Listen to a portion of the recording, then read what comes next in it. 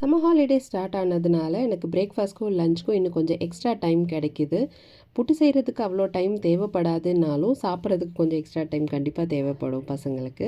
அதனால கொஞ்சம் evening time போல் செய்வேன், டின்னரை கொஞ்சம் சீக்கிரமாக சாப்பிட்ற மாதிரி. ஸோ இன்றைக்கி வந்து மார்னிங்கே செஞ்சுட்டேன்.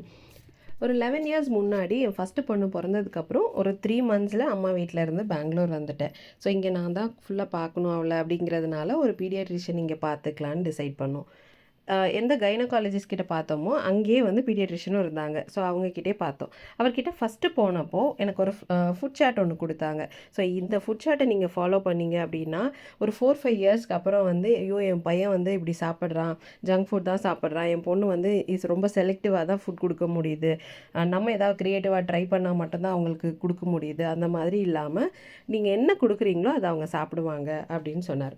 ஸோ அந்த ஃபுட் சார்ட்டில் பார்த்தீங்கன்னா 3 மந்த்ஸ்லேருந்து 12 மந்த்ஸ் வரையும் என்னெல்லாம் கொடுக்கணும் அப்படின்னு இருக்கும். சார்ட்டை கொடுத்துட்டு அவர் சொன்ன ஃபஸ்ட்டு விஷயம் என்னென்னா, குழந்தை வளர்க்குறது வந்து அவ்வளோ ராக்கெட் சயின்ஸ் எல்லாம் கிடையாது, கேரி இட் வெரி சிம்பிளி அப்படின்னு சொன்னார். அவர் கொடுத்த சார்ட்டை நான் அப்படியே ஃபாலோ பண்ணேன். அதாவது 3 மந்த்ஸில் இது தான் எடுக்கணும், லிக்விட் ஃபுட், அப்புறம் செமி சாலிட், அப்புறம் சாலிட் ஃபுட்டு, இந்த மாதிரி ட்ரை பண்ணேன். 12 மந்த்ஸுக்கு அப்புறம்லேருந்து என் பொண்ணு என்னெல்லாம் நம்மளுக்கு என்ன சமைக்கிறோமோ அதையுமே அவளுக்கு கொடுப்பேன், அப்படியே சாப்பிடுவா. ரீசெண்ட் டைம்ஸில் நான் நிறைய இன்ஃப்ளூயன்ஸ் பார்க்குறேன். இப்போ பீட்ரூட் பிடிக்கலன்னா அதில் சப்பாத்தியில் அரைச்சி போட்டுருங்க, துருவி போட்டுருங்க. கேரட் பிடிக்கலன்னா கேரட்டை அரைச்சி தோசை மாவில் போட்டுருங்க அப்படின்னு சொல்லிட்டு. பட் பேஸ் நம்ம நல்லா செட் பண்ணிட்டோம் அப்படின்னா ஃபேன்சியாக அவங்கக்கிட்ட கொண்டு போய் நிற்கணும்னு அவசியம் இருக்காது.